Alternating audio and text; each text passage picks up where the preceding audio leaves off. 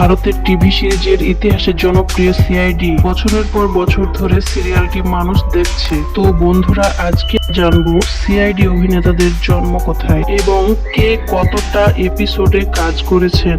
আদিত্য শ্রীবাস্তব সিআইডিতে অভিজিৎ চরিত্রে অভিনয় করেছেন। তিনি ভারতের উত্তর প্রদেশের এলাহাবাদে 1968 সালে 21শে জুলাই জন্মগ্রহণ করেন। সিআইডির সবচেয়ে জনপ্রিয় অফিসারের মধ্যে তিনি একজন।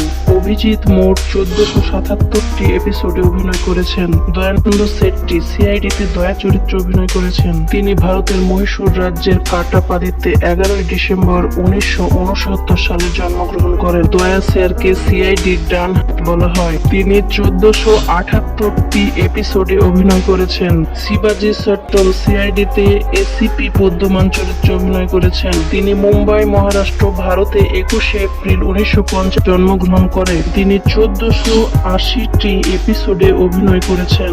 বিকাশ কুমার তিনি 1977 সালের 18ই মে ভারতের বিহারের গোয়াতে জন্মগ্রহণ করেন। তিনি 977টি এপিসোডে অভিনয় করেছেন। তো বন্ধুরা, ভিডিওটিতে লাইক দিয়ে চ্যানেলটি সাবস্ক্রাইব করে আমাদের পাশে থাকুন। সবাই ভালো থাকবেন, সুস্থ থাকবেন।